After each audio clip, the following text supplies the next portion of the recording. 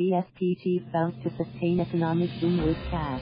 Manila, Philippines. Philippine economic growth is expected to exceed 6% in the second quarter of this year, and over the near to medium-term horizon, a phenomenon that can only be sustained if fed with sufficient cash in the financial system. Thus said Bangko Sentral and Pilipinas Governor Benjamin Diokno, who doubled down on Wednesday on his vow to ease monetary policy in the country, along with a previously made commitment to cut banks' reserve requirements to single-digit levels within his term of office. We expect the economy to grow much faster, so we might need additional liquidity, he told reporters on the sidelines of the ceremonies celebrating the 25th anniversary of the central bank. The reserve requirement ratio is really high. It doesn't require one to be an Einstein to recognize that. The BSP is in the process of cutting bank reserves from 18% to 15%, a move that began in May and will be completed by the end of this month, effectively releasing an estimated $200 billion of previously immobilized funds into the domestic economy. We want to bring left square bracket the level right square bracket down to single digits by the end of my term, left square bracket in 2023 right square bracket, he said, explaining that other countries require their banks to keep only 1% of their deposits as liquid reserves.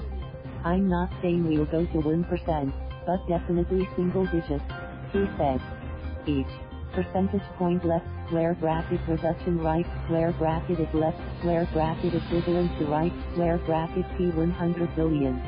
Diokno said central bank planners expect the Philippine economy to have grown by at least 6% in the second quarter, after slipping to 5.6% in the first 3 months of the year due to a prolonged national budget impasse that resulted in slower government spending.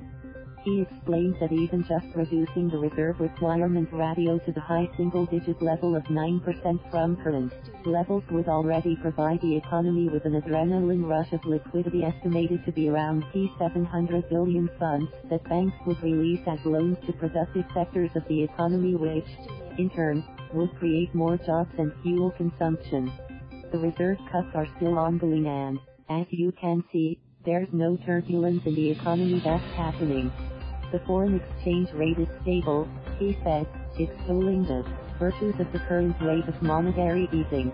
It was a smart move to pre-announce the moves because the banking system knows what to expect, as opposed to having a surprise 100 basis point cut.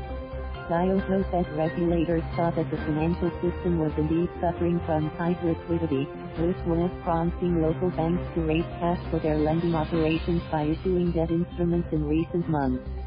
The BSP chief said that banks were behaving by not speculating against the peso.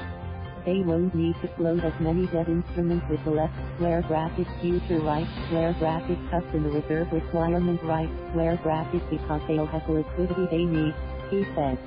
We have a lot of policy space, considering the global trend of left square bracket monetary policy right square bracket easing.